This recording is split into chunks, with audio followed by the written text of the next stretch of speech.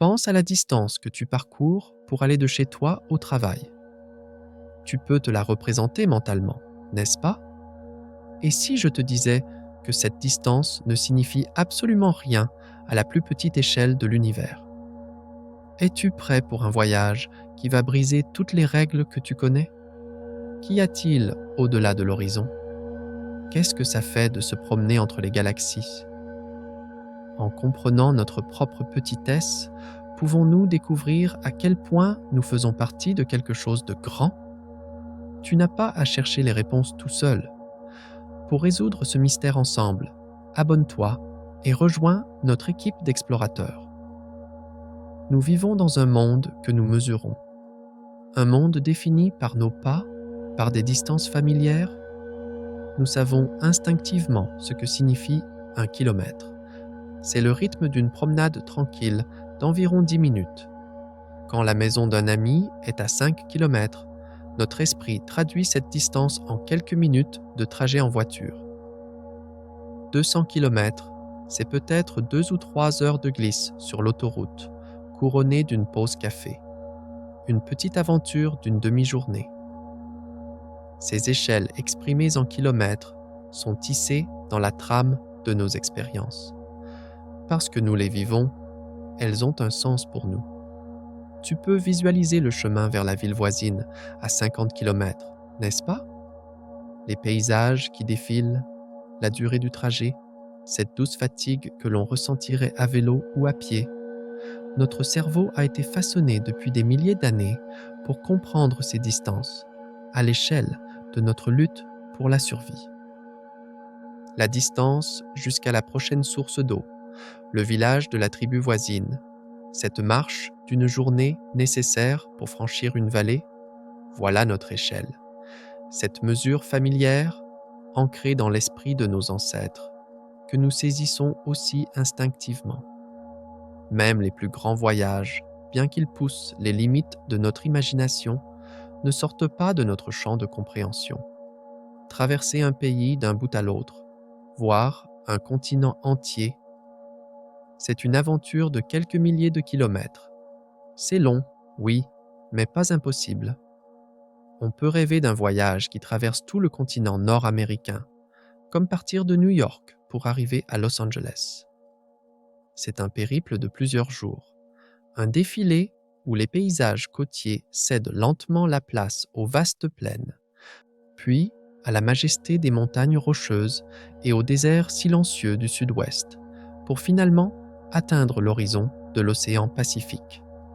De la même manière, un voyage par la route de Lisbonne à Moscou, long d'environ 4000 km, ou de Paris à Pékin, sur 8000 km, nous offre la possibilité d'explorer une succession de cultures et de géographies différentes. Toutes ces distances, aussi longues soient-elles, restent des voyages à l'échelle humaine, que l'on peut imaginer parcourir en train, en voiture ou en avion. Maintenant, regardons cette planète sur laquelle nous nous tenons, notre foyer, la Terre. Vue de sa surface, elle paraît si immense, si sans limite, et pourtant, on peut en faire le tour.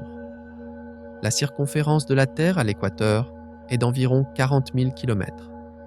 C'est un très grand nombre pour nous, sans aucun doute, mais il n'est pas totalement inconcevable. Au XVIe siècle, le navigateur Ferdinand Magellan a lancé le premier tour du monde de l'histoire de l'humanité. Il a fallu 3 longues années à son expédition pour boucler ses 40 000 km. Aujourd'hui, un avion de ligne peut accomplir le même tour en seulement 2 jours, avec une durée de vol d'environ 45 heures. Autrement dit, la taille de notre planète, bien que monumentale à notre échelle, est finie, mesurable et théoriquement entièrement franchissable. La Terre est grande, oui, mais ce n'est que la première étape de notre voyage. Au-delà des dizaines de milliers de kilomètres de notre sphère, les distances atteindront des échelles si vertigineuses que tous nos repères habituels perdront leur sens. Avant de quitter notre berceau, prenons conscience de cette dernière mesure familière. Les 40 000 kilomètres autour de la Terre, si grande en elle-même et pourtant si petite face à l'infini qui nous attend. Passons maintenant à l'échelle suivante, la planète Terre dans son ensemble. À l'échelle humaine, la Terre semble infinie. On peut marcher des jours sans atteindre le bord d'un continent. Et pourtant, comme nous venons de le rappeler, elle a une taille finie, un diamètre d'environ 12 742 km, ce qui correspond à une circonférence d'un peu plus de 40 000 km. Pour nous, c'est un chiffre colossal, mais à l'échelle planétaire, ce n'est qu'un nombre bien défini. Bien avant l'ère spatiale, l'humanité avait compris que la Terre était finie et avait même réussi à mesurer sa circonférence. Au IIIe siècle avant notre ère, le savant grec Ératosthène a estimé la circonférence de notre planète en comparant simplement la longueur des ombres du Soleil dans différentes villes. Et il est parvenu à une valeur étonnamment précise, d'environ 40 000 km. L'humanité savait donc depuis très longtemps que son monde, en apparence si vaste, était en réalité une sphère définie. Cette immensité de notre planète se manifeste aussi par la douce courbure de l'horizon. Au niveau de la mer, debout sur une plage, la ligne d'horizon n'est qu'à quelques kilomètres de nous, environ 5 km pour un observateur de taille moyenne. Au-delà, la surface de la Terre s'incurve vers le bas et disparaît de notre vue. Autrement dit, même en plissant les yeux pour regarder aussi loin que possible, nous ne pouvons voir directement qu'une infime partie de notre foyer à la fois. Notre vision est limitée à quelques dizaines de kilomètres, alors que la Terre s'étend sur des dizaines de milliers de kilomètres. Si nous nous élevons, la perspective change. En regardant par le hublot d'un avion de ligne qui vole à 10 km d'altitude, on commence à deviner au loin cette légère courbure de la Terre. L'horizon s'élargit, la portée de la vue atteint des centaines de kilomètres. Mais pour embrasser la planète d'un seul regard, il faut monter beaucoup plus haut, beaucoup plus loin. Depuis l'espace, à des centaines de kilomètres d'altitude, les astronautes contemplent le monde entier comme un disque bleuté flottant dans l'obscurité. Beaucoup racontent avoir vécu un profond choc cognitif en voyant d'un seul coup d'œil l'intégralité de la planète sur laquelle ils sont nés, suspendue dans ce grand vide. Ce sentiment, appelé l'effet d'ensemble ou overview effect, s'accompagne d'une prise de conscience intense de la beauté et de la fragilité indescriptible de notre foyer. Cette vue d'ensemble est à la fois impressionnante et bouleversante. C'est à ce moment-là qu'on réalise que tout ce que nous connaissons, chaque instant que nous avons vécu, chaque personne que nous avons aimée, se trouve sur cette sphère suspendue dans le vide. Toute l'histoire de l'humanité, toutes les montagnes et les mers ne sont qu'une fine pellicule à la surface de cette bille. En fait, cette atmosphère qui nous permet de respirer est extraordinairement fine par rapport à la Terre elle-même. L'air disparaît presque au-delà d'une altitude d'environ 100 km. 100 km. Cette distance ne représente qu'1,5% du rayon de la Terre. En d'autres termes, si la Terre était une sphère de la taille d'un grand ballon, toute l'atmosphère qui l'entoure et nous maintient en vie ne serait pas plus épaisse qu'une simple couche de vernis sur la surface de ce ballon. À l'échelle de l'univers, notre planète est un objet de taille modeste. Mais pour nous, elle est tout. Et pendant très longtemps, cette ligne d'horizon à 5 km de distance a été la limite de notre monde entier. Maintenant que nous pouvons visualiser les dimensions de notre foyer, il est temps de tourner notre regard plus loin.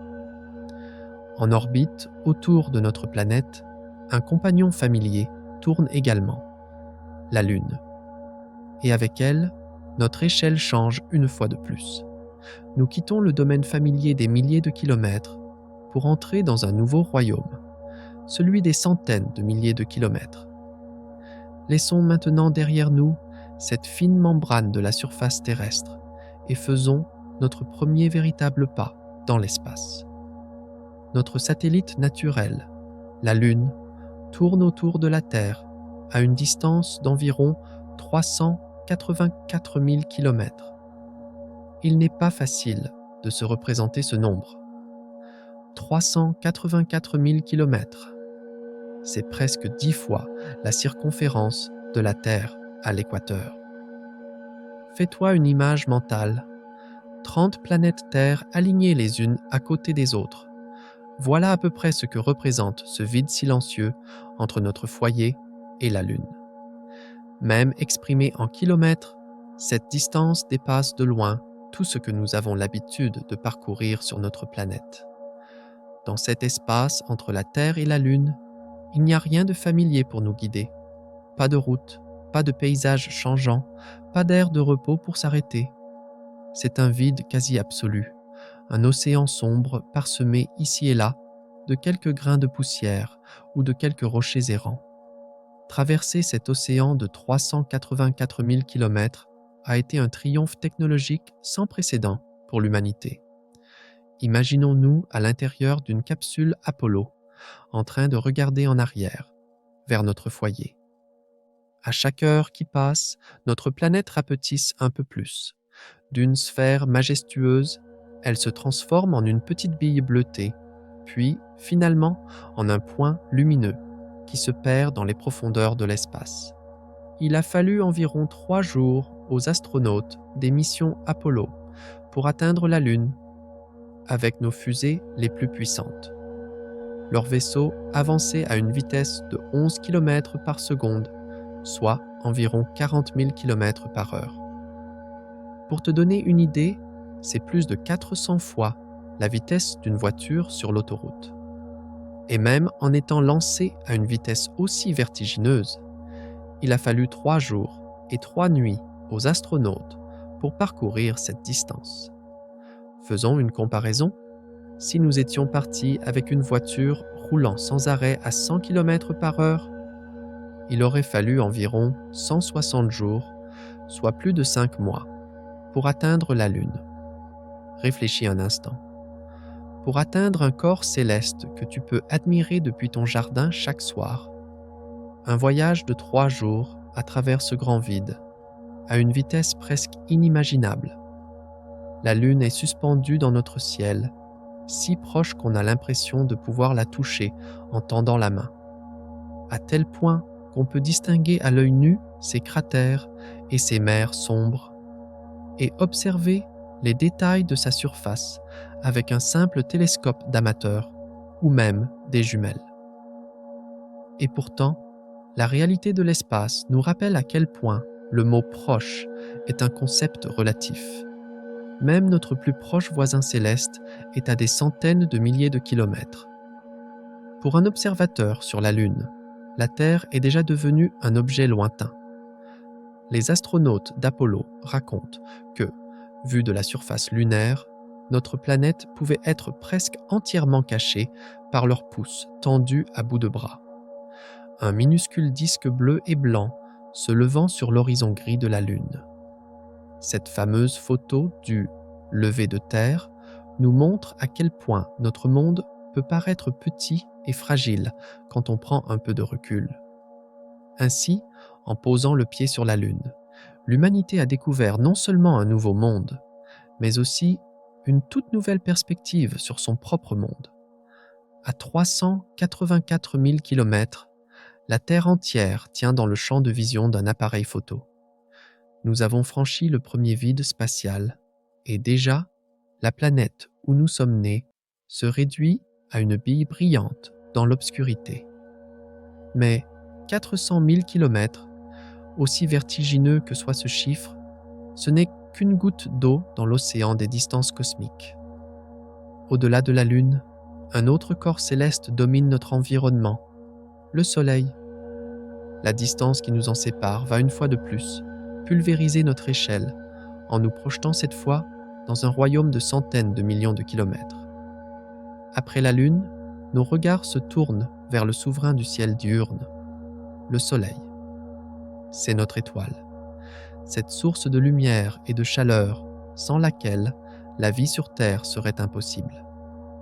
Nous le considérons comme si naturel dans le ciel chaque jour que nous oublions parfois qu'il est lui aussi un corps céleste gigantesque, suspendu dans les profondeurs de l'espace. Le Soleil est à environ 150 millions de kilomètres de la Terre. 150 millions de kilomètres. Ce chiffre dépasse de plusieurs ordres de grandeur tous les nombres que nous avons abordés jusqu'à présent. En fait, ce n'est qu'au XVIIIe siècle que les astronomes ont pu estimer cette distance pour la première fois avec précision, en observant le transit de Vénus devant le disque solaire depuis différents points de notre planète. Ces observations laborieuses de 1761 et 1769 ont révélé pour la première fois la valeur de l'unité astronomique et ont dévoilé la véritable échelle du système solaire. Essayons de donner un peu de sens à ce chiffre. La lumière elle-même, qui voyage à la vitesse ahurissante d'environ 300 000 km par seconde, met plus de 8 minutes pour nous parvenir du Soleil. Chaque fois que tu regardes le Soleil, avec une protection adéquate, bien sûr, tu vois en réalité son état d'il y a 8 minutes. Ces 8 minutes sont le temps nécessaire à la lumière pour traverser cet immense vide et atteindre tes yeux. Aucun objet de notre vie quotidienne n'est assez loin pour que son image mette des minutes à nous parvenir. Ce simple fait nous permet d'entrevoir l'échelle inconcevable de l'espace entre la Terre et son étoile. Et nos véhicules, avec une fusée Apollo voyageant à environ 40 000 km par heure, il faudrait un voyage ininterrompu de plus de 5 mois pour parcourir les 150 millions de kilomètres. Un avion de ligne volant à 900 km par heure mettrait plus de 10 ans pour franchir cette distance. Et une voiture roulant sans arrêt à 100 km par heure aurait besoin d'environ 170 ans, soit presque 2 siècles. Même nos véhicules, les plus rapides, ne réduisent guère l'immensité de ce grand vide. La sonde solaire Parker, lancée en 2018, détient le record de vitesse absolue. Lors de ses passages rapprochés du Soleil, elle atteint une vitesse de 199 km par seconde, soit environ 700 000 km par heure. C'est 17 fois plus rapide que les vaisseaux Apollo. Et pourtant, même à cette vitesse extraordinaire, il lui faudrait des semaines pour aller de la Terre au Soleil. Les distances cosmiques rendent tous nos moyens de transport actuels ridicules, quelle que soit notre vitesse à l'échelle humaine. Le Soleil lui-même est un objet gigantesque. Son diamètre est d'environ 1 400 000 km. C'est plus de 100 fois le diamètre de notre foyer, la Terre. En termes de volume, cela signifie que nous pourrions loger plus d'1 million de terres à l'intérieur de notre planète. Si le Soleil nous apparaît dans le ciel comme un disque éblouissant, pas plus grand qu'une pièce de monnaie tenue à bout de bras, c'est pour une seule et simple raison. Il est incroyablement loin de nous. Sa lumière remplit le vide intermédiaire et baigne doucement la Terre. Mais l'astre lui-même reste à une distance presque inconcevable. Et pourtant, dans l'immensité de tout le cosmos, 150 millions de kilomètres n'est pas une distance extraordinaire. C'est simplement la taille de l'orbite de notre planète autour de sa propre étoile. Et la Terre n'est pas la seule planète à tourner autour du Soleil. Nous occupons la 3e position en partant du Soleil. Juste au-delà de nous, à environ 225 millions de kilomètres, Mars tourne en orbite. Et encore plus loin, bien au-delà du domaine familier des planètes rocheuses comme la Terre et Mars, commencent les royaumes des géantes. Cette distance immense qui nous sépare du Soleil sera une fois de plus éclipsée lorsque nous explorerons l'échelle suivante, celle du système solaire externe, où règnent Jupiter et Saturne. Jusqu'à présent, nous avons parlé des distances à l'intérieur de l'orbite terrestre. Au-delà de la 4e planète, Mars s'étend un vide beaucoup plus grand, beaucoup plus silencieux, avant d'atteindre la prochaine géante. La plus grande planète du système solaire, Jupiter, tourne autour du Soleil à une distance d'environ 5,2 unités astronomiques. Rappelons-nous qu'une unité astronomique correspond à cette distance de 150 millions de kilomètres entre la Terre et le Soleil. Dans ce cas, Jupiter est à environ 790 millions de kilomètres du Soleil. La géante aux anneaux, Saturne, se trouve encore bien plus loin, glissant sur son orbite à 9,5 unités astronomiques du Soleil, soit environ 1,4 milliard de kilomètres. Ici, les nombres deviennent presque abstraits. S'il est déjà assez difficile de se représenter 1 million de kilomètres, que signifient des centaines de millions, voire plus d'1 milliard de kilomètres?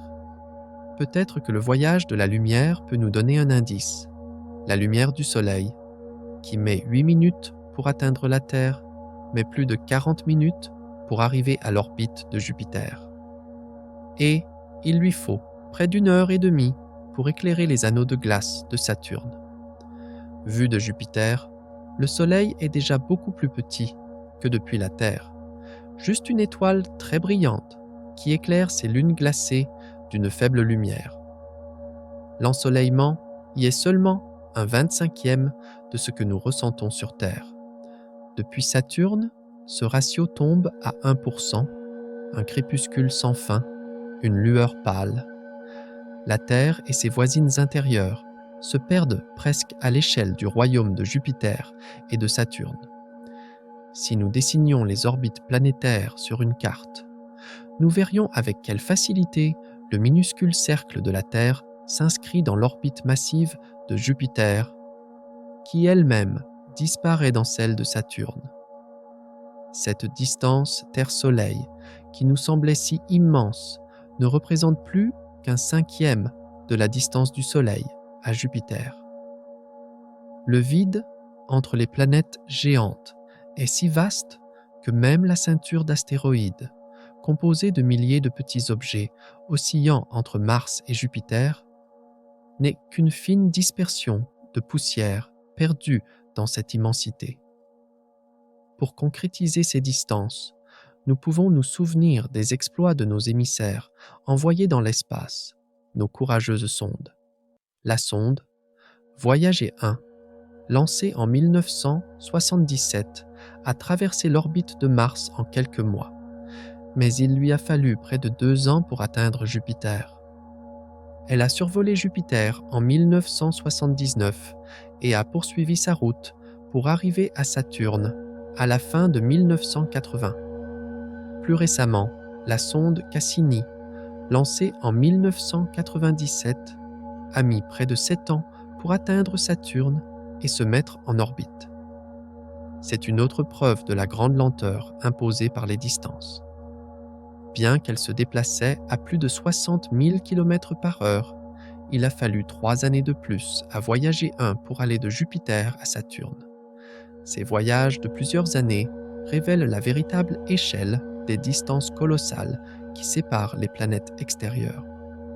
Même pour un vaisseau accéléré par la gravité du Soleil, il faut des années pour traverser le vide qui s'étend d'une orbite planétaire à l'autre. Et pourtant, notre voyage dans le système solaire n'est pas terminé. Au-delà de Saturne, encore plus loin du Soleil, 2 autres grandes planètes nous attendent, Uranus et Neptune. Elles dessinent les frontières traditionnelles de notre système planétaire. Nous allons maintenant continuer vers ces limites, vers ces royaumes froids et silencieux où la lumière du Soleil n'est plus qu'une lueur lointaine. Continuons maintenant notre voyage vers les confins, encore plus lointains du système solaire, vers ces royaumes froids et silencieux. Au-delà de Saturne, nous rencontrons d'abord Uranus, puis Neptune, les 2 dernières planètes géantes. La plus éloignée des grandes planètes, Neptune, tourne à environ 30 unités astronomiques du Soleil, soit une distance d'environ 4,5 milliards de kilomètres. À cette distance extrême, le Soleil n'est plus qu'une très faible source de lumière et de chaleur. Sa lumière met environ 4 heures pour atteindre Neptune, alors qu'il ne lui faut que 8 minutes pour la Terre. Vu de Neptune, le disque solaire apparaîtrait minuscule, comme une simple étoile brillante dans un ciel noir et glacial. Et Neptune met près de 165 ans pour effectuer une révolution complète autour du Soleil. Une durée bien plus longue qu'une vie humaine. Au-delà de Neptune s'étend la ceinture de Kuiper, une région sombre peuplée d'innombrables objets glacés. Pluton n'est qu'un de ces mondes lointains. Bien qu'elle ait perdu son statut officiel de planète, Pluton reste un symbole de ses frontières éloignées du système solaire. Son existence même n'a été découverte qu'en 1930 par Clyde Tombaugh. Le fait que ce corps céleste soit si petit et si pâle témoigne à quel point de vastes régions de notre système solaire nous ont échappé jusqu'à une époque récente. Pluton orbite autour du Soleil à une distance moyenne d'environ 39 unités astronomiques, soit environ 6 milliards de kilomètres. Au point le plus éloigné de son orbite, elle s'éloigne jusqu'à 7 milliards et demi de kilomètres. Dans ces conditions, la lumière du Soleil qui atteint Pluton ne représente qu'un 16e d'1% de celle que nous recevons sur Terre. Cela signifie que le Soleil n'y fournit qu'une pâle clarté entre le jour et la nuit. Les températures chutent à environ moins 230 degrés Celsius, assez froid pour que l'azote et le méthane gèlent à l'état solide et se déposent à la surface. La sonde New Horizons, envoyée de la Terre en 2006, a traversé cet immense vide spatial en 9 ans pour survoler Pluton en juillet 2015. Un voyage de 9 ans pour atteindre un corps céleste de la taille de la Lune, dans une région où le Soleil peine à éclairer l'obscurité environnante. Dire que ces royaumes sont inhabitables serait un euphémisme. À près de 6 milliards de kilomètres, l'énergie solaire n'est qu'un souffle à peine perceptible. Les températures approchent le zéro absolu. L'environnement est un désert d'objets glacés, dispersés, des planètes naines, des comètes endormies, des astéroïdes sombres qui tournent lentement depuis des milliards d'années. Notre Soleil, si brillant vu de la Terre, n'est là-bas qu'un phare lointain, brillant au milieu d'une nuit glaciale. En 1989, Voyager 2 a survolé Neptune, devenant le premier engin humain à atteindre cette dernière planète. Depuis lors, aucune autre sonde n'a visité Uranus ou Neptune, et Pluton n'a été approché qu'une seule fois, brièvement. Cela montre à quel point ces distances gigantesques représentent un défi majeur, même pour nos machines les plus sophistiquées. Nous sommes maintenant à la frontière du système planétaire tel qu'il est classiquement défini.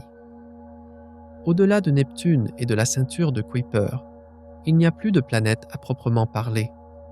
Mais le Soleil continue d'étendre son influence bien plus loin.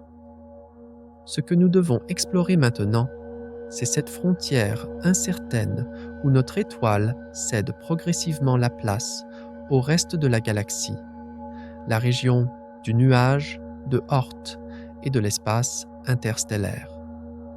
C'est la prochaine étape de notre voyage vers les limites absolues du système solaire, là où ils se font dans la grande immensité entre les étoiles.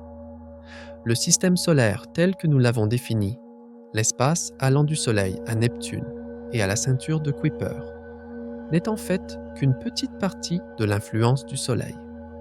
Au-delà, la domination du Soleil se poursuit de manière plus diffuse. Notre étoile émet un vent de particules et un champ magnétique qui forment une bulle protectrice dans l'espace, l'héliosphère.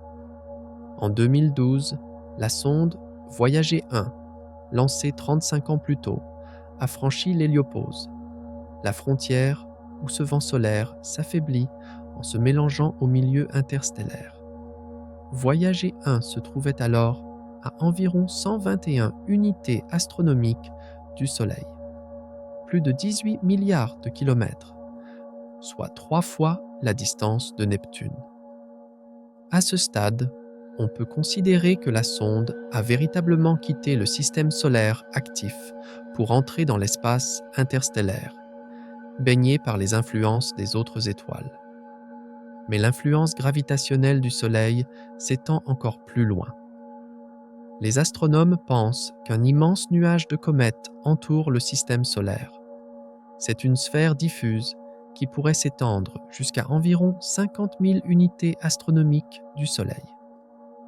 À cette distance, notre étoile ne serait plus qu'un point presque ordinaire parmi les autres étoiles du ciel, à peine plus brillante que Vénus dans notre propre ciel. 50 000 unités astronomiques, c'est une distance d'environ une année-lumière. Cette région est appelée le nuage de Oort. On pense qu'il est composé de milliards de petits corps glacés, des restes de la formation du système solaire qui orbitent paresseusement à des dizaines de milliers d'unités astronomiques. La plupart de ces objets ne visitent jamais les régions intérieures, mais de temps en temps, l'un d'eux est perturbé par le passage d'une étoile proche ou par les marées galactiques, et il plonge vers le Soleil pour devenir une comète à longue période. Ces comètes, qui apparaissent soudainement dans notre ciel, puis retournent dans l'obscurité pour des milliers, voire des millions d'années, proviennent sans aucun doute de ces frontières lointaines, du nuage de Oort. Les objets de ce nuage décrivent des orbites si vastes que certains mettent des dizaines de millions d'années pour faire un tour complet autour du Soleil. Le nuage de Oort représente la dernière frontière de notre système solaire. À environ une année-lumière, les forces gravitationnelles des autres étoiles commencent à rivaliser avec celles du Soleil pour attirer ou perturber ces petits corps. Au-delà de cette distance, on peut imaginer que notre Soleil cesse d'avoir une influence prédominante. Une année-lumière, c'est environ 9460 billions de kilomètres. Ce nombre défie désormais notre entendement, et pourtant, il nous a seulement amenés à la porte de notre propre système stellaire. Derrière cette porte s'étend l'espace interstellaire, le véritable, le grand vide entre les étoiles. Le plus proche voisin du Soleil, Proxima Centauri, se trouve à un peu plus de 4 années-lumière de nous. Cela signifie qu'après avoir franchi la limite la plus extrême du nuage de Oort, il faudrait encore parcourir environ 3 années-lumière de vide avant d'atteindre une autre étoile. Nous allons maintenant faire ce grand saut à l'échelle des étoiles voisines. Dans ce nouveau royaume où les distances ne se comptent plus en millions ou en milliards de kilomètres, mais en années-lumière. Et voilà, alors que les derniers de murmures de notre foyer s'estompent derrière nous, nous nous retrouvons dans le grand silence de l'espace interstellaire. Dans ce grand vide, quelle est la première lumière vers laquelle tourner nos yeux? Notre plus proche voisine, un autre soleil. C'est Proxima Centauri, une petite étoile rougeâtre qui brille à environ 4,24 années-lumière de nous. La lumière elle-même, cette limite de vitesse universelle, met plus de 4 ans pour parcourir cette distance. Et nous savons que cette plus proche voisine n'est pas seule. En orbite autour d'elle tourne une planète, Proxima b, qui pourrait peut-être abriter de l'eau liquide. Même le système stellaire le plus proche de nous porte peut-être un espoir de vie. Mais la distance qui nous sépare repousse toute visite au-delà de nos rêves, pour très, très longtemps. Si l'on parle en kilomètres, cela représente environ 40 000 billions de kilomètres. Un 4 suivi de 13 zéros. Proxima Centauri fait partie d'un système triple avec 2 étoiles similaires au Soleil un peu plus loin, formant ensemble le système Alpha Centauri. Mais concentrons-nous un instant sur cette distance. 4,24 années-lumière. Cela signifie que Proxima est environ 270 000 fois plus éloigné du Soleil que ne l'est la Terre. Comment pouvons-nous appréhender cette distance? Peut-être avec un jeu d'échelle. Imaginons que nous réduisions les 150 millions de kilomètres immenses entre la Terre et le Soleil à un simple pas d'un mètre. À cette échelle, pour atteindre l'étoile la plus proche, il nous faudrait marcher 270 kilomètres. Un tel gouffre dépasse tout ce que nous pouvons expérimenter directement. Alors, pourrions-nous y aller ? Avec nos technologies actuelles, il faudrait des dizaines de milliers d'années à une sonde pour franchir ces 4 années-lumière. L'un de nos plus rapides messagers, Voyager 1, devra dériver dans cette obscurité pendant plus de 70 000 ans avant de s'approcher vaguement du voisinage d'une autre étoile. Même en imaginant un futur encore inaccessible où nous atteindrions un dixième de la vitesse de la lumière, arriver à Proxima Centauri représenterait un voyage de plus de 40 ans. Dans un seul sens, un voyage plus long qu'une vie humaine. Pour l'instant, dire que les étoiles restent pratiquement inaccessibles est la simple vérité. Ces distances gigantesques forment une barrière naturelle qui limite notre exploration au voisinage immédiat du Soleil. Que trouve-t-on dans un rayon de quelques années-lumière autour du Soleil ? En réalité, pas grand-chose. Pendant très longtemps, la distance des étoiles est restée un mystère total. Mais en 1838, un astronome du nom de Friedrich Bessel a réussi à mesurer la distance de l'étoile 61 Cygni dans la constellation du Cygne en utilisant la méthode de la parallaxe. Environ 11 années-lumière. Cette mesure a prouvé la réalité de ce vide ahurissant qui nous sépare même des étoiles les plus proches. Outre le système Alpha Centauri, qui sont nos voisins dans ce petit quartier, l'étoile de Barnard a environ 6 années-lumière, quelques naines rouges comme Wolf 359 et la Lande 21 100, 85 à 8 années-lumière, et le joyau le plus brillant de notre nuit, Sirius, à une distance de 8,6 années-lumière. Au total, dans une sphère de 10 années-lumière de large, on ne compte qu'une poignée d'étoiles. La plupart, à l'exception de Sirius et Procyon, sont si faibles qu'on ne peut même pas les voir sans télescope. Ce petit nombre souligne à quel point l'espace est vide. Les étoiles sont de petits îlots de feu perdus dans un océan de vide, très éloignés les uns des autres. Et entre ces îlots s'étend un néant presque absolu, quelques atomes errants ici et là, et beaucoup d'obscurité. Et pourtant, quand nous levons les yeux au ciel par une nuit claire, nous voyons ce paysage familier, cette bande laiteuse qui traverse le ciel d'un bout à l'autre. La lueur fantomatique de la Voie lactée, c'est la lumière collective, le murmure de milliards d'étoiles lointaines réunies. Notre Soleil et ses quelques voisins proches ne sont qu'une goutte dans cet océan galactique. Pour saisir la véritable structure de notre galaxie, la Voie lactée, sa splendeur, nous devons une fois de plus changer d'échelle et embrasser cette fois des dizaines de milliers d'années-lumière.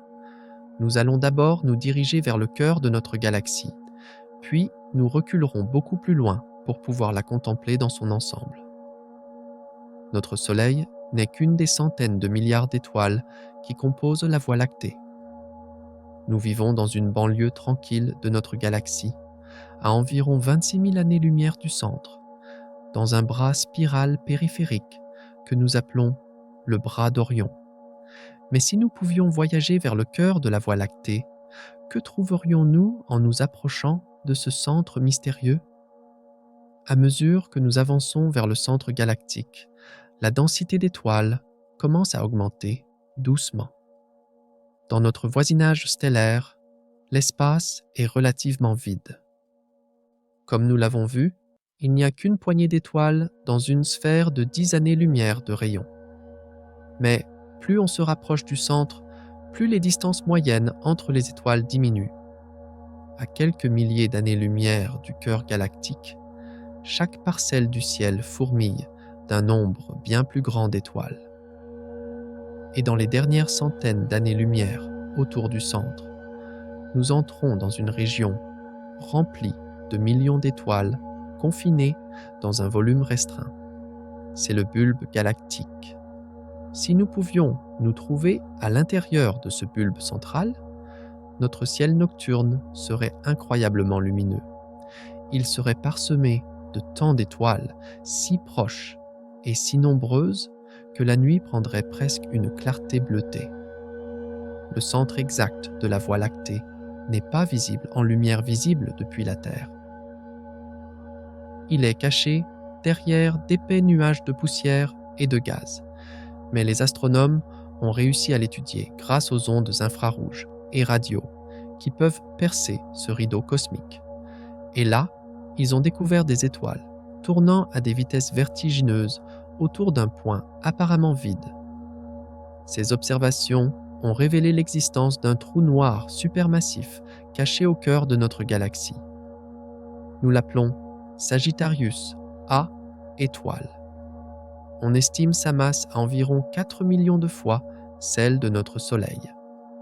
En 2022, une prouesse technologique extraordinaire nous a permis d'obtenir la première image directe de l'environnement de ce trou noir, révélant son ombre circulaire entourée d'un halo de gaz brillant, confirmant de manière spectaculaire son existence. Imaginons-nous près de Sagittarius, A étoile, au plus profond du noyau galactique. Autour de nous, les étoiles tournent à des vitesses folles, fouettées par l'immense gravité du trou noir. Certaines s'en approchent à seulement quelques dizaines d'heures-lumière et sont projetées en arrière à des vitesses atteignant une fraction significative de la vitesse de la lumière. À cette échelle proche du centre galactique, l'énergie en jeu défie notre imagination. Des radiations intenses, des champs magnétiques gigantesques et ce monstre central silencieux qui orchestre toute cette danse. Cette distance qui nous sépare du centre de la Voie lactée, ces 26 000 années-lumière prennent maintenant tout leur sens. Si nous observions aujourd'hui les environs de Sagittarius A étoile, nous les verrions tels qu'ils étaient il y a 26 000 ans, à l'époque où les derniers mammouths parcouraient la Terre et où les humains vivaient encore à l'ère préhistorique. La lumière a mis tout ce temps pour nous parvenir. Nous avons ainsi imaginé notre voyage jusqu'au cœur brillant et turbulent de notre galaxie. Pourtant, même cette région centrale n'est qu'une petite partie de l'ensemble.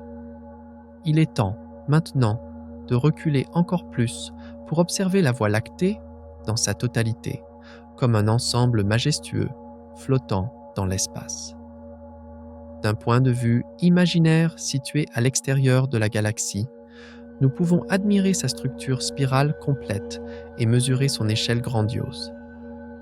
Observons maintenant notre galaxie dans son ensemble, comme si nous pouvions la voir de l'extérieur.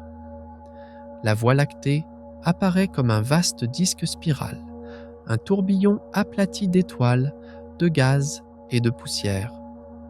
Son diamètre est d'environ 100 000 années-lumière. Autrement dit, il faudrait 100 000 ans à un rayon de lumière pour la traverser d'un bout à l'autre. Malgré cette largeur inconcevable, notre galaxie est étonnamment fine. Son épaisseur, dans le plan du disque, n'est que de quelques milliers d'années-lumière. Notre galaxie ressemble donc à un disque lumineux, plus épais au centre et s'amincissant vers les bords, orné de bras spiraux où se concentrent les étoiles et les nébuleuses. On estime que la Voie lactée abrite au moins 200 milliards d'étoiles, peut-être même plus. La plupart de ces étoiles sont concentrées dans le disque en rotation, tandis qu'un halo pâle d'étoiles plus anciennes et d'amas globulaires entoure la galaxie comme un fantôme.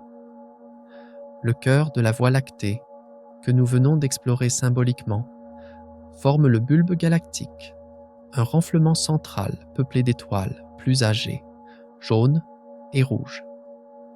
De ce bulbe s'étendent plusieurs bras spiraux, comme des vagues denses de jeunes étoiles, de gaz et de poussière. Notre Soleil se situe dans une petite partie de l'un de ses bras, à environ 2/3 du rayon galactique depuis le centre. Si nous pouvions regarder la Voie lactée de loin, elle ressemblerait sans aucun doute à ces élégantes galaxies spirales que les télescopes nous montrent dans les profondeurs de l'univers, à notre grande voisine Andromède ou à la galaxie du Moulinet. Nous verrions un noyau brillant, entouré de bandes étoilées, dessinant des spirales dans l'obscurité. Depuis l'intérieur du disque, en regardant depuis la Terre, nous percevons la Voie lactée comme cette bande laiteuse qui traverse le ciel nocturne d'un bout à l'autre. Toutes les étoiles que nous distinguons individuellement à l'œil nu appartiennent à cette galaxie et nous sont relativement proches. Dans des conditions idéales, même l'étoile la plus lointaine, visible sans instrument, n'est qu'à quelques milliers d'années-lumière.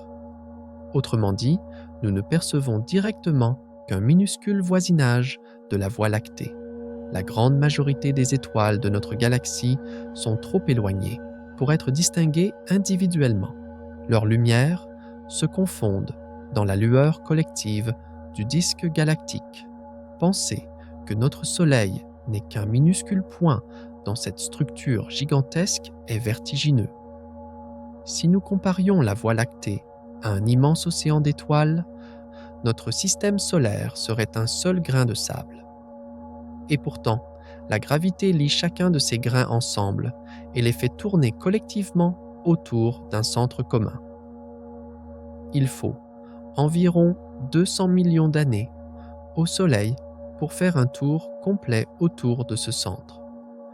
Depuis sa naissance, il n'a fait qu'une vingtaine de tours autour de la galaxie. Aussi immense soit-elle, la Voie lactée n'est pas seule dans le cosmos. Elle a aussi des galaxies voisines et fait partie d'un petit groupe de galaxies liées par la gravité. Pour passer à l'échelle suivante, nous devons maintenant sortir encore plus loin pour englober non plus une, mais plusieurs galaxies, pour découvrir notre voisinage immédiat, cette famille cosmique que les astronomes appellent le groupe local. Notre galaxie, la Voie lactée, n'est pas seule dans l'univers proche. Nous faisons partie d'un petit ensemble de galaxies liées par la gravité, le groupe local. Ce groupe contient au total une cinquantaine de galaxies, pour la plupart de petites galaxies naines. Il est bouleversant de penser qu'il y a à peine un siècle, nous ne connaissions même pas l'existence d'autres galaxies. Mais en 1924, Edwin Hubble a prouvé que la nébuleuse d'Andromède était en fait une île d'étoiles à part entière, une galaxie située bien au-delà de la nôtre. Les membres dominants du groupe local sont trois grandes spirales. Notre galaxie, la Voie lactée, la galaxie d'Andromède et, à une échelle plus modeste, la galaxie du Triangle. Située à environ 2,5 millions d'années-lumière, la galaxie d'Andromède est la plus grande du groupe, un peu plus massive et brillante que la nôtre, abritant peut-être 1 billion d'étoiles. C'est la plus proche grande galaxie spirale de nous, et, heureusement, elle nous fait presque face, ce qui nous permet d'admirer sa structure spirale élégante avec un bon télescope. Andromède et la Voie lactée sont assez proches pour se sentir gravitationnellement. Elles se dirigent l'une vers l'autre à une vitesse d'environ 110 km par seconde. Dans environ 4 milliards d'années, ces deux géantes cosmiques entreront en collision et fusionneront pour former une seule galaxie elliptique, plus grande. Ce sera un événement magnifique à l'échelle cosmique, bien que extrêmement lent à l'échelle humaine, s'étalant sur des milliards d'années. Le troisième membre majeur du groupe local est la galaxie du Triangle, plus petite et plus pâle avec ses 50 milliards d'étoiles, située à 3 millions d'années-lumière. Autour de ces grandes galaxies orbite toute une procession de galaxies naines, un peu comme des lunes autour de planètes. Par exemple, notre Voie lactée a en orbite les grands et petits nuages de Magellan, deux galaxies satellites irrégulières visible depuis l'hémisphère sud, à environ 160 000 et 200 000 années-lumière de nous. Andromède a aussi ses propres satellites, M32, M110 et d'autres. Le groupe local s'étend sur une zone d'environ 10 millions d'années-lumière de diamètre. C'est notre voisinage cosmique en termes de galaxies. À l'intérieur de ce volume, la Voie lactée et Andromède dominent gravitationnellement et déterminent en grande partie le mouvement des autres membres. Mais en dehors de ce groupe, l'influence gravitationnelle d'autres ensembles de galaxies entre en jeu, car le groupe local lui-même n'est qu'une petite partie d'une structure encore plus grande. Non loin de nous se trouve un amas de galaxies beaucoup plus important, l'amas de la Vierge. Notre groupe local se trouve à sa périphérie, comme une petite banlieue en dehors d'une immense métropole cosmique. Pour changer d'échelle, une fois de plus, nous allons maintenant explorer cet amas de la Vierge, cet endroit où des milliers de galaxies se sont rassemblées dans la même région de l'univers. En nous éloignant encore plus, nous rencontrons une concentration de galaxies bien plus grande que notre petit groupe local, l'amas de la Vierge. Cet amas de galaxies se situe à environ 50 à 60 millions d'années-lumière de nous et constitue le plus proche grand rassemblement galactique de la Terre. Les astronomes ont découvert son existence au début du XXe siècle, en remarquant cette densité inhabituelle de galaxies en direction de la constellation de la Vierge. L'amas de la Vierge contient quelques milliers de galaxies. Au cœur de l'amas règnent des galaxies elliptiques géantes, nées de nombreuses fusions. La plus massive d'entre elles est la galaxie M87, une elliptique géante abritant des centaines de milliards d'étoiles et, en son centre, un trou noir supermassif de plusieurs milliards de masses solaires. Autour d'elle orbitent d'autres grandes elliptiques comme M84 ou M86 et un peu plus à l'extérieur, de nombreuses galaxies spirales comme M88 ou M90, sans compter les innombrables petites galaxies naines dispersées dans tout l'amas. La taille de l'amas de la Vierge est impressionnante. Son diamètre approche les 15 à 20 millions d'années-lumière. Dans ce volume, la densité de galaxies est des dizaines de fois supérieure à celle que l'on trouve autour de notre groupe local. Les galaxies de l'amas sont relativement proches les unes des autres à l'échelle cosmique. Souvent, seulement quelques centaines de milliers d'années-lumière les séparent. Cela signifie que les interactions gravitationnelles et même les collisions intergalactiques y sont beaucoup plus fréquentes que dans des régions plus isolées comme la nôtre. En effet, on observe dans l'amas de la Vierge des queues de marée et des galaxies déformées, signe qu'elles se frôlent, se perturbant mutuellement leurs étoiles et leurs gaz. Entre les galaxies de l'amas s'étend un milieu intra-amas, un gaz extrêmement raréfié, chauffé à des dizaines de millions de degrés. Ce gaz, détecté par les télescopes à rayons X, témoigne de la profondeur du puits de gravité de l'amas, qui maintient la matière ensemble. Toute la structure de l'amas de la Vierge est maintenue par la gravité collective de ces galaxies et par une grande quantité de matière noire invisible. Vu depuis une galaxie à l'intérieur de l'amas de la Vierge, le ciel nocturne serait rempli de lueurs diffuses. De nombreuses galaxies seraient invisibles à l'œil nu comme des taches floues, plus brillantes que n'importe quelle nébuleuse que nous observons depuis la Terre. L'amas apparaîtrait comme un véritable archipel d'îles, un microcosme grouillant de galaxies de toutes formes. Notre groupe local se situe à la périphérie de l'amas de la Vierge, dans sa lointaine bordure. Bien que nous ne fassions pas partie de son centre, nous sommes attirés par sa masse énorme.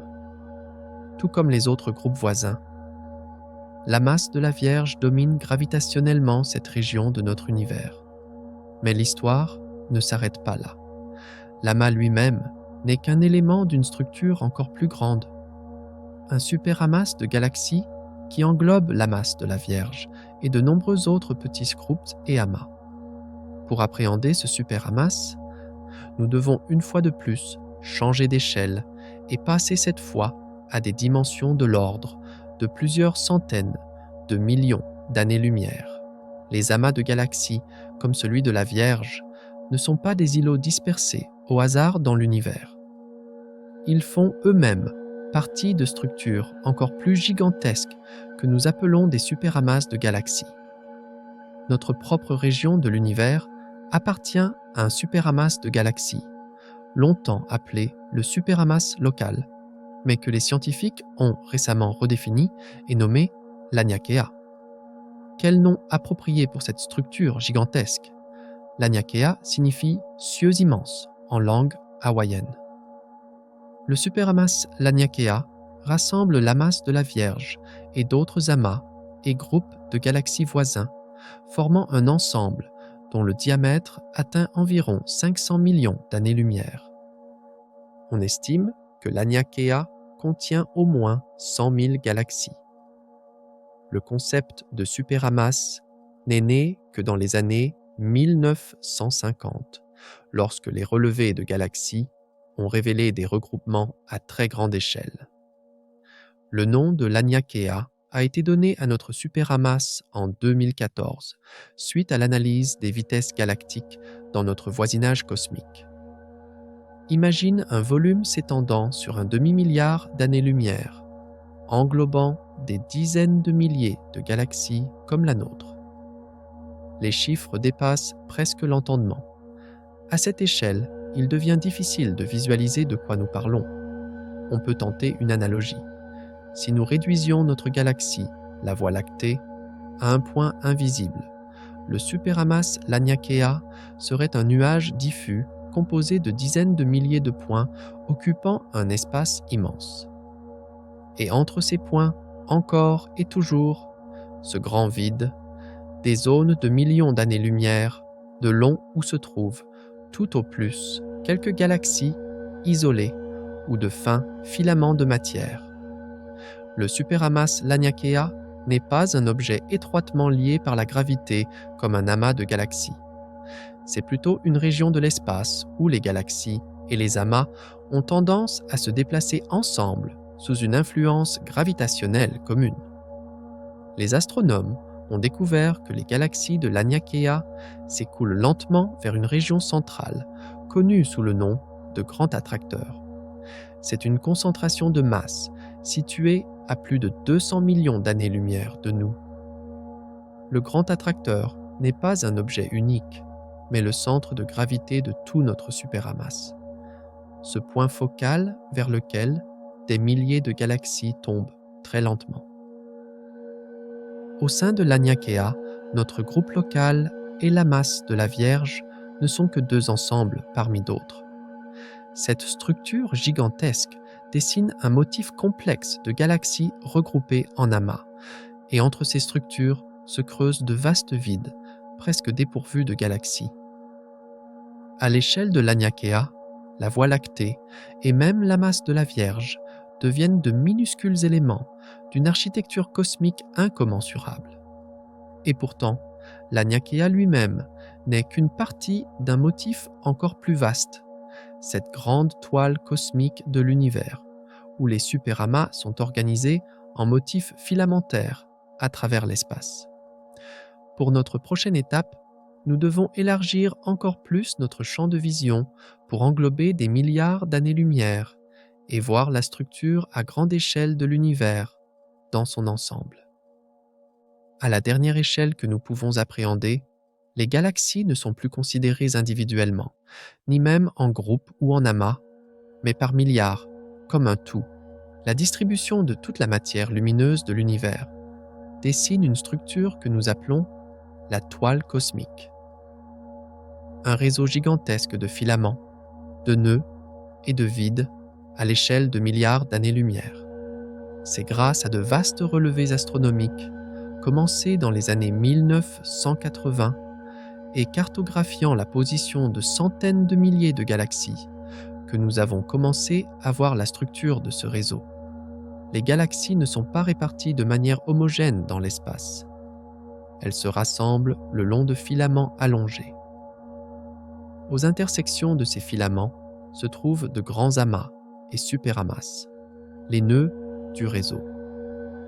Et entre ces filaments s'étendent d'immenses régions presque vides, des bulles sombres où se trouvent très peu de galaxies. Ce sont les vides cosmiques. Un exemple frappant est le vide du Bouvier, une vaste région sphérique d'environ 330 millions d'années-lumière de diamètre, ne contenant qu'une poignée de galaxies dispersées. Les plus grandes structures continues de la toile cosmique méritent le nom de grands murs. Ce sont des alignements de superamas formant des murs de galaxies. L'un des plus célèbres est le grand mur de Sloan, long d'environ 1,3 milliard d'années-lumière. Imagine une chaîne de galaxies de plus d'1 milliard d'années-lumière de long. C'est une structure si grande que si la lumière la traversait de bout en bout, il lui faudrait plus d'1 milliard d'années pour le faire. Dans la toile cosmique, notre superamas Laniakea n'est qu'un filament parmi d'autres. Autour de lui s'étendent d'autres structures comparables, comme le superamas de Shapley ou celui de Persée-Poisson. Si nous pouvions observer l'univers de l'extérieur, d'une sorte de point de vue de nulle part, nous verrions un motif semblable à une toile d'araignée, de longs filaments brillants et des intersections encore plus brillantes, entourant d'immenses vides sombres où le vide règne. Et à cette échelle gigantesque, l'univers commence à montrer une homogénéité statistique. Les filaments et les vides se répètent, et si nous faisions la moyenne de la densité de matière sur une échelle de quelques centaines de millions d'années-lumière, nous trouverions à peu près la même densité partout. Autrement dit, la toile cosmique est la dernière structure discernable avant que l'univers, considéré dans son ensemble, n'apparaisse uniforme. Nous avons maintenant atteint l'échelle la plus vaste que nous puissions imaginer concrètement, la structure à grande échelle de l'univers, observable. Il ne reste plus qu'à aborder le concept de l'univers observable lui-même dans sa totalité, avant de conclure notre voyage et de revenir sur Terre, transformés par ces visions. Prenons donc une dernière mesure de l'immensité, celle de l'univers observable lui-même. Nous englobons maintenant toutes ces structures dont nous avons parlé pour considérer l'univers observable dans son ensemble. L'univers observable est la partie de l'univers dont la lumière a eu le temps de nous atteindre en 13 milliards 800 millions d'années, c'est-à-dire depuis le Big Bang. En raison de l'expansion de l'espace pendant cette période, cette région forme aujourd'hui une sphère d'environ 93 milliards d'années-lumière de diamètre autour de nous. 93 milliards d'années-lumière. C'est un chiffre écrasant, presque impossible à concevoir. Que contient cette sphère gigantesque? Des centaines de milliards, voire peut-être, selon les dernières estimations, environ 2 billions de galaxies, réparties selon la toile cosmique décrite précédemment. Le nombre d'étoiles qu'elle contient défie. Au contraire, elle se trouve beaucoup plus près de nous, à seulement 124 années-lumière. Cela représente environ 730 trillions de miles. À l'échelle humaine, c'est une distance inconcevable. Envoyer des astronautes sur Mars, à seulement quelques dizaines de millions de miles, reste l'un des plus grands défis de notre temps. Le voyage interstellaire, la capacité d'envoyer des humains ou des sondes sur des années-lumière, pourrait être à jamais hors de notre portée. Mais mesuré à l'échelle de l'univers lui-même, 124 années-lumière, ce n'est presque rien. L'univers observable tout entier s'étend sur environ 93 milliards d'années-lumière. Une planète si loin de nous est pratiquement dans notre propre voisinage cosmique. Si la vie est découverte sur K2, 18b, la signification serait à couper le souffle. Cela montrerait que la vie n'est pas un accident rare et fragile, unique à la Terre. Au contraire, cela murmurerait qu'elle pourrait exister dans d'innombrables autres endroits, attendant d'être découverte. La prise de conscience que la vie se trouve à une courte distance en termes cosmiques pourrait transformer fondamentalement notre compréhension de l'univers. Pour l'instant, tout cela reste une possibilité, pas une certitude. Les études se poursuivent et les chercheurs évitent de faire toute affirmation tant que les preuves ne sont pas irréfutables. Mais une chose est indiscutable. Jamais dans l'histoire de l'humanité, nous n'avons été aussi proches de répondre à cette question la plus profonde. Sommes-nous seuls dans l'univers ? La réponse pourrait être plus proche que nous n'osons l'imaginer. Ou elle pourrait nous échapper pour toujours, restant une autre promesse que l'obscurité de l'espace n'a jamais tenue. Mais le simple fait que nous puissions demander, le fait que nous ayons les outils pour chercher, le fait que nous nous approchions de cette ultime frontière de la connaissance est en soi déjà révolutionnaire. À l'instant même où nous respirons, il existe des mondes si étranges, si extrêmes, qu'ils pulvérisent toutes les idées sur ce qu'une planète devrait être. Des planètes où il pleut du fer du ciel. Des planètes avec des systèmes d'anneaux si gigantesques que Saturne, à côté, semblerait être un jouet. Des planètes qui survivent dans les cendres d'étoiles mortes. Ces mondes ne devraient pas exister, mais ils existent, et ils nous forcent à tout repenser.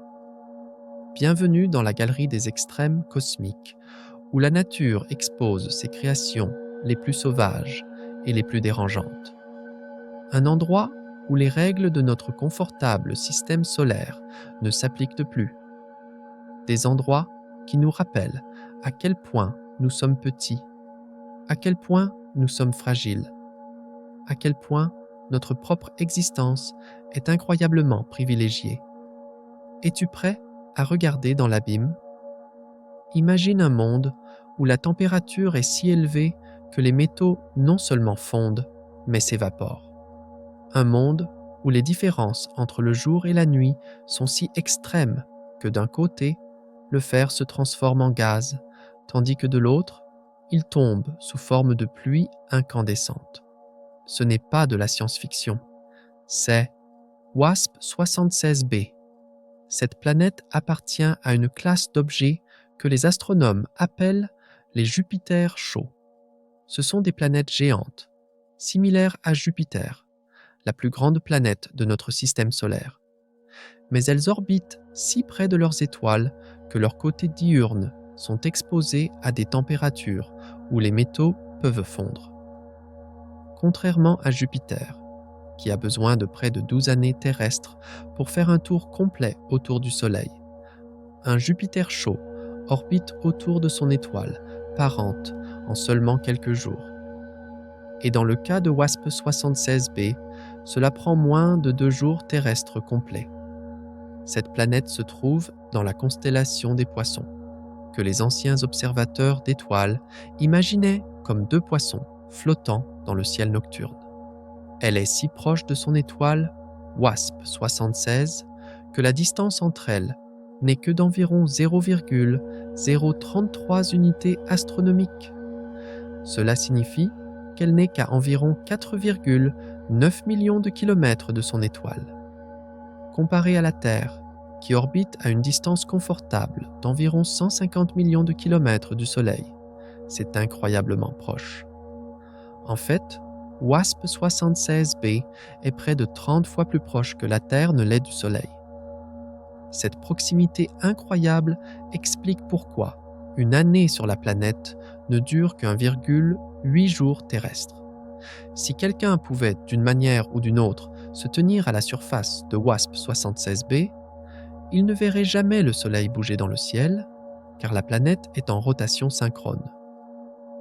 Cela signifie qu'une de ses faces est toujours tournée vers son étoile, dans une fournaise constante, tandis que l'autre face est plongée dans une nuit éternelle.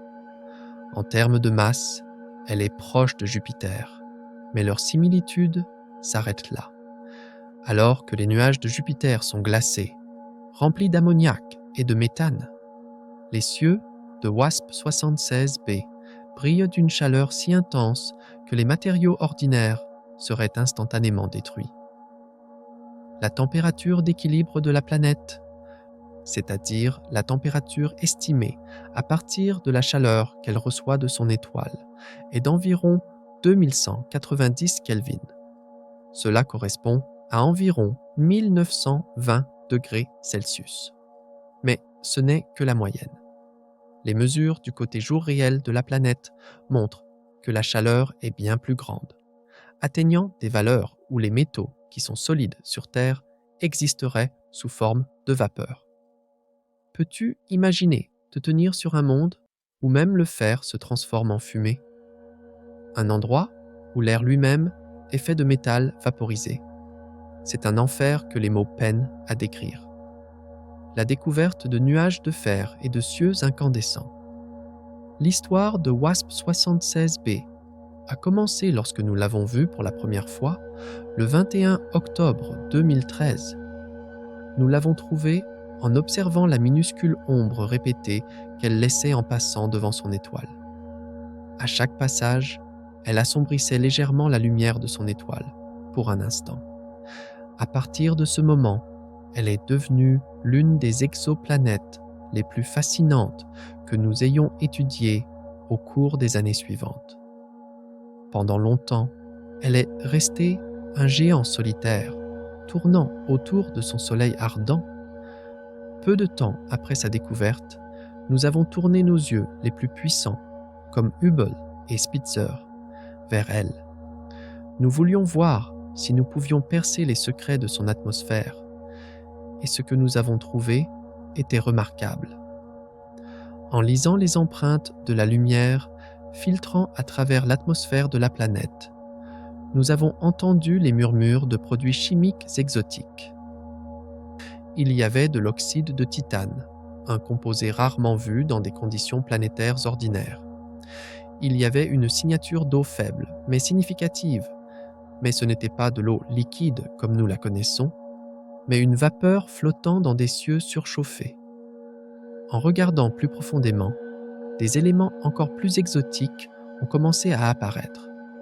Du lithium, du sodium, du magnésium, du calcium, du manganèse, du potassium et, le plus spectaculaire, du fer. Ces découvertes peignaient l'image, non pas d'une planète, mais plutôt d'un haut fourneau, un chaudron bouillonnant et riche en métaux. En 2021, l'Observatoire Gemini Nord a confirmé la présence de calcium. L'année suivante, en 2022, nous avons de nouveau été surpris lorsque nous avons détecté la signature distincte du barium, l'un des éléments les plus lourds que nous ayons jamais trouvés dans l'atmosphère d'une exoplanète. Cela nous a montré, une fois de plus, à quel point l'environnement devait être extrême. D'après ce que nous avons interprété des données, le ciel de WASP-76b est nuageux et gris. Contrairement au ciel bleu vif de la Terre, les cieux de cette planète sont lourds d'une brume, probablement composée de couches de métaux vaporisés et de nuages de produits chimiques exotiques. Et ce ciel brille de sa propre chaleur. Regarder WASP-76b serait comme regarder un tas de braises géantes rougeoyantes, avec de faibles teintes rouges et orangées, mais à une échelle beaucoup plus grande et beaucoup plus étrange. Alors que les astronomes poursuivaient leurs études, de nouvelles et surprenantes possibilités ont émergé. En avril 2024, des chercheurs ont suggéré que la planète pourrait présenter un phénomène connu sous le nom d'effet de gloire. Sur Terre, une gloire se forme lorsque la lumière du Soleil interagit avec des gouttelettes d'eau dans l'atmosphère, créant un halo de lumière au-dessus des nuages. Si cette augmentation de luminosité mesurée sur WASP-76b était réellement causée par un effet optique similaire, ce serait la première découverte d'un tel phénomène au-delà de notre système solaire.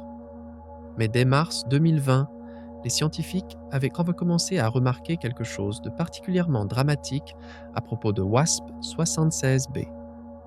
Les analyses ont révélé la présence de fer neutre flottant dans les cieux sous les températures massives du côté jour, d'environ 2400 degrés Celsius. Du côté nuit plus frais, où les températures chutent à 1400 degrés Celsius. Les conditions pourraient être suffisamment froides pour que ce fer vaporisé se condense à nouveau en gouttelettes. De cette conclusion stupéfiante est née l'une des images mentales les plus frappantes des études d'exoplanètes. L'idée qu'il pourrait littéralement pleuvoir du fer fondu sur WASP-76b. Ce concept de pluie de fer a captivé l'imagination du public et a rendu la planète célèbre en tant que monde de tempêtes métalliques. Mais, comme c'est souvent le cas en science, des recherches plus approfondies ont compliqué ce tableau. En mai 2020, Hubble a révélé qu'une partie des données précédentes avait été affectée par la lumière d'une étoile compagne proche de WASP-76. Cela signifiait que les mesures originales étaient légèrement faussées. Avec des données mises à jour et plus propres, les astronomes ont créé un nouveau modèle de l'atmosphère. Cette nouvelle version suggérait que l'image dramatique de la pluie de fer, bien que toujours possible, n'était plus la seule interprétation. Il s'est avéré que les signaux observés pouvaient être causés par des différences de température entre les différentes régions de la planète, plutôt que par la condensation du fer. En 2021, le débat sur la condensation du fer n'était pas encore entièrement résolu. Bien que la possibilité de la formation de gouttelettes de fer soit restée une option, les chercheurs ont montré que les mêmes données pouvaient également être expliquées par un mécanisme différent. L'atmosphère de la planète subissait des changements de température spectaculaires d'un endroit à l'autre. Nos données actuelles étaient insuffisantes pour choisir de manière définitive entre ces idées concurrentes. Et ainsi, l'histoire de la pluie de fer est passée d'une certitude à un point d'interrogation, suspendu dans ce ciel métallique. Veux-tu vraiment savoir ce qui s'y passe réellement? Ou est-ce que l'incertitude, ce confort étrange de ne pas savoir, est peut-être plus supportable que la vérité elle-même? Les modèles informatiques que nous avons développés pour comprendre l'atmosphère sur WASP-76b montrent que des vents violents et une chaleur extrême pourraient permettre la formation de couches de nuages denses. Celles-ci pourraient être composées de matériaux exotiques comme l'oxyde d'aluminium, l'orthosilicate de magnésium et même du fer vaporisé. Mais ces modèles, malgré les titres accrocheurs précédents, ne soutiennent pas fortement l'idée d'une condensation massive de fer du côté nuit de la planète. Au lieu de cela, ils indiquent un monde dynamique et nuageux, où différents produits chimiques forment des brumes et des brouillards, créant un système climatique extrêmement variable et étranger. Et un autre murmure s'ajoute à ce tableau complexe. WASP-76b n'est peut-être pas complètement seul. Bien que ce ne soit encore qu'une hypothèse, il est possible qu'il y ait une exolune chaude et en évaporation en orbite autour de la planète. Si une telle lune existait, elle pourrait éjecter du gaz et de la poussière, formant un nuage de matière en forme de tore autour de la planète. Cela compliquerait encore plus le système, car les propres signaux atmosphériques de la planète seraient en partie mélangés avec le matériau de son compagnon potentiel. WASP-76b continue de nous fasciner. C'est un endroit où les règles de la météo, du ciel et même de la matière elle-même, telles que nous les connaissons, sont poussées à l'extrême. Des nuages de métaux vaporisés, des cieux qui brillent de chaleur et de possibles halos lumineux dans son atmosphère. Tout cela contribue à une image d'un monde qui défie notre imagination. Elle nous rappelle que les planètes au-delà de notre système solaire peuvent être bien plus étranges que les mondes que nous connaissons. Les étudier, C'est comme ouvrir une fenêtre sur un domaine de la physique et de la chimie que la Terre n'a jamais connu. Si WASP-76b est l'enfer de métal, alors J1407b est le royaume des anneaux impossibles. Cet objet, vraiment fascinant dans l'espace, n'est pas une étoile en soi, mais quelque chose de plus petit et de plus étrange. Les astronomes pensent qu'il s'agit soit d'une planète flottant librement dans la galaxie, non liée à une étoile, soit d'une naine brune. Les naines brunes sont souvent décrites comme des étoiles ratées, trop grandes pour être une planète, mais trop petites pour briller comme une étoile normale. Ce qui rend J1407b particulièrement remarquable, c'est qu'elle est entourée d'un disque d'anneaux gigantesque, bien plus grand que tout ce que nous avons vu autour des planètes de notre système solaire. Cet objet inhabituel a attiré notre attention pour la première fois en 2007, lorsque nos télescopes ont enregistré un signal très inhabituel. Pendant 56 jours complets, une étoile, connue sous le nom de V1400 Centauri, a semblé s'assombrir selon un schéma complexe. Au début, personne n'a réalisé ce qui se passait. Mais des années plus tard, en 2010, une analyse minutieuse des données a révélé que cet assombrissement était causé par le système d'anneaux massifs de J1407b passant devant l'étoile. Le disque de J1407b est incroyablement grand. Son rayon s'étend jusqu'à environ 90 millions de kilomètres. C'est des centaines de fois plus grand que les anneaux de Saturne. Cette structure n'est pas seulement une bande solide de poussière, mais un système complexe de plusieurs anneaux, avec des espaces entre eux. Ces espaces pourraient avoir été creusés par des lunes se formant à l'intérieur du disque, tout comme les petites lunes bergères de Saturne façonnent ces anneaux. Initialement, les astronomes pensaient que J1407b orbitait autour de l'étoile C 1400 Centauri. Cependant, des études plus récentes suggèrent qu'il pourrait en fait s'agir d'un vagabond errant qui est passé par hasard devant l'étoile. Un nomade sans foyer, entouré d'anneaux plus grands que tout ce qui existe dans notre système solaire, flottant seul dans l'obscurité pour l'éternité. Entre avril et juin de l'année 2007, 2 grands relevés du ciel ont enregistré les étranges événements d'assombrissement de V1400 Centauri. La courbe de lumière de l'étoile a révélé au moins 5 épisodes majeurs d'assombrissement. Le plus profond a duré environ 14 jours et a bloqué plus de 95% de la lumière de l'étoile, la rendant presque invisible. Malgré la nature dramatique de ces événements, ils sont passés inaperçus à l'époque. Mais le 3 décembre 2010, un étudiant nommé Mark Pecot a découvert cette anomalie en examinant des données publiques. Et c'est ainsi qu'ils sont tombés sur l'un des systèmes de disques planétaires les plus fascinants jamais vus. Des études de suivi ont réduit les possibilités pour l'objet causant cet assombrissement à soit une naine brune, soit un objet de la taille d'une planète. Les médias populaires ont rapidement surnommé le système Super Saturne, car ces anneaux éclipsent tout dans notre système solaire. Le rayon de ce système d'anneaux équivaut à une distance comprise entre les distances orbitales de Mercure et de Vénus par rapport au Soleil. Et ce disque massif est bien au-delà de la limite de Roche, la distance à laquelle les forces de marée briseraient normalement le matériau.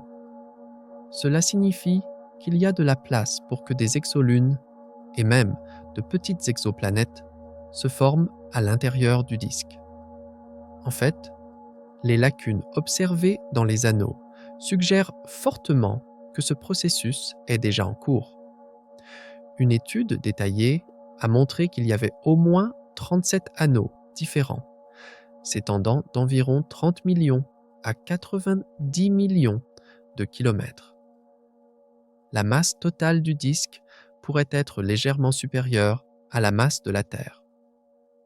L'une de ces lacunes mesure environ 4 millions de kilomètres de large et se situe à 60 millions de kilomètres du centre. Cette région vide semble avoir été creusée par une exolune en orbite là-bas, d'une taille proche de celle de la Terre, qui a nettoyé le matériau. Dans l'ensemble, les preuves indiquent un système où des lunes se forment activement. Tout comme les planètes de notre système solaire se sont autrefois formées dans le disque de gaz et de poussière autour du jeune Soleil.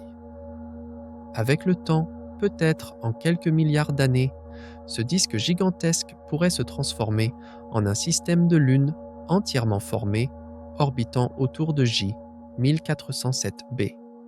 Si l'objet central de J 1407b est une naine brune, alors les lunes qui se forment autour d'elle pourraient même être considérées comme des planètes à part entière.